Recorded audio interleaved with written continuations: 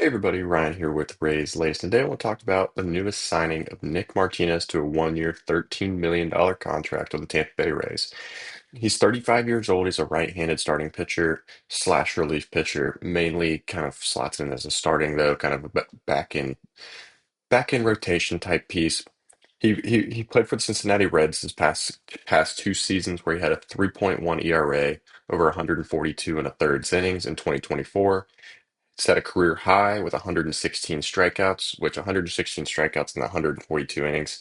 It's it's kind of concerning on a go get an out if you need to go get an out standpoint, but for a longevity standpoint, to eat innings in the back end of a rotation, kind of what we really want to see from Mats and from Martinez now. Those numbers are pretty good, especially if you have a 3.1 ERA. You're getting people out, you're getting the ball put in play, you're moving through innings quick, you're getting low and keeping the pitch count low. That's what we really want to see kind of out of our back end guys. And then you'll see Rasmussen and Pepio and McClanahan at the front end go for those more 9, 10, 11 strikeout games that we're going to be seeing from them. So I think he kind of fits in well towards the back end of this rotation. And he also logged a career high 165 and two-thirds innings in 2025.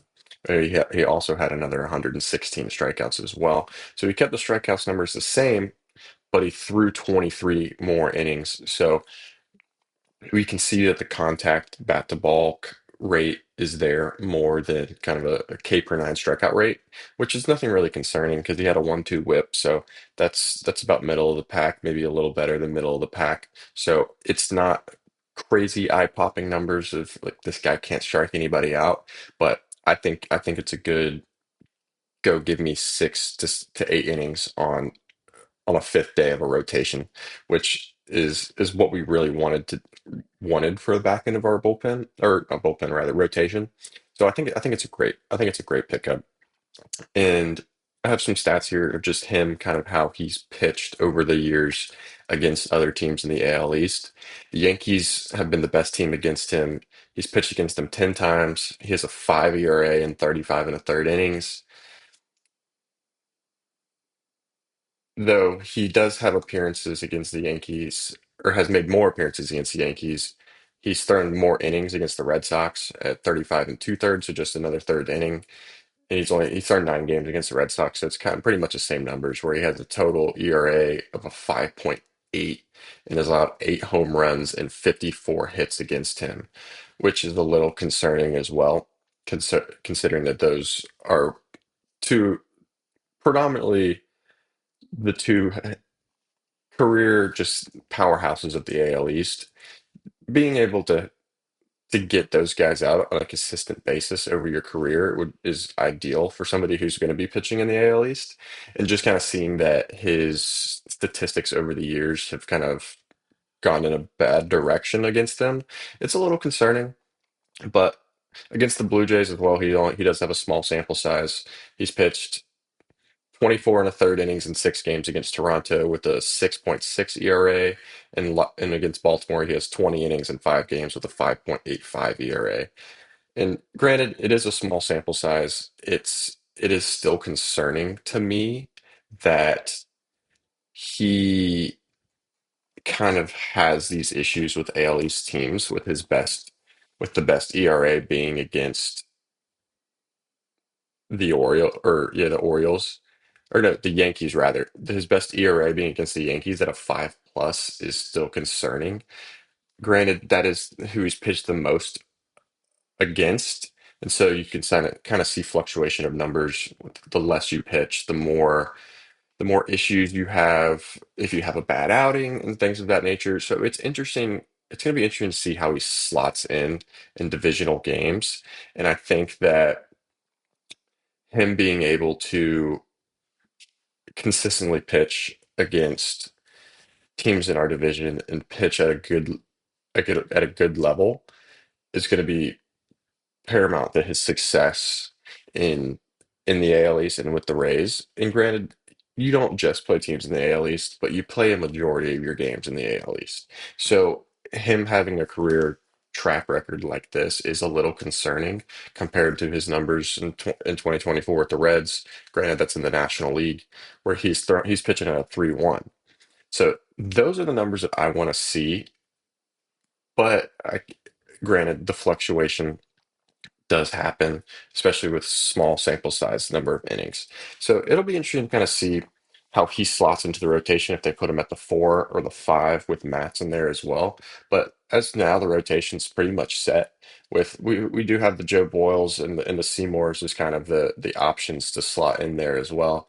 But as of right now, we're looking at if McClanahan's fully healthy, he's the opening day starter, followed with Rasmussen, then with Pepio, and then either Martinez or Mats slotted in at the 4 and the 5. I think that's a pretty solid rotation. And granted, I have seen a lot of people out there kind of upset about it, and they're like, "Well, if this year we're just not going to try to compete anyways, blah blah blah. Why don't we just put Joe Boyle in there as Seymour and kind of see what they can do and see if we have a good pitcher in our own system that we're not spending money on." And I don't necessarily believe that this roster it can't compete. As it's kind of fully come together, if you get 2022, 2023 Gavin Lux back in your lineup, you're going to compete at a high level from second base. If you have Carson Williams kind of find his stride at the plate, you're going to compete at shortstop as well. Junior and Aranda and Diaz, they're going to do what they do, like they always do. And Simpson's going to get on base every single time.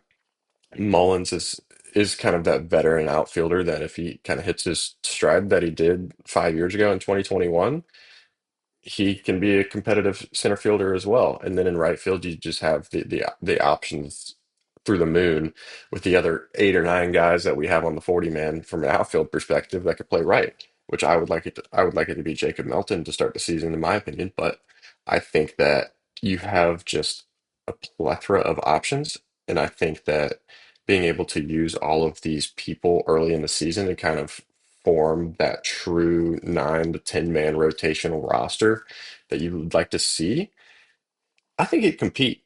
I think it can compete at a high level, especially when you have this rotation with Jax and Clevenger and Uceta in the pen. You, if you can get through 7 innings and then you roll 2 of those guys out there for the eighth and the ninth, you should be fine. And that's one of those things where I think the pitching staff like typically always does in Ray's fashion, is going to be able to carry Tampa in a way this year to where even if we don't hit, I think that just the plethora of arms and the amount of good starting pitching that we have can carry us through a lot of games and a lot of stretches during the season, barring any injuries, obviously.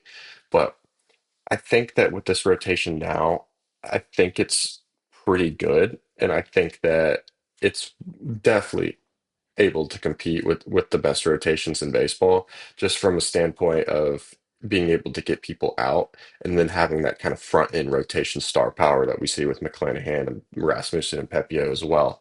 So I think that where we stand now is great. And I think that going into the season here in the next month or so, we're going to truly see, especially in spring training as well, depending on how ramped up we're going to get some of these our starters going. I think that it's going to be pretty important to see kind of how McClanahan especially is trending with his arm.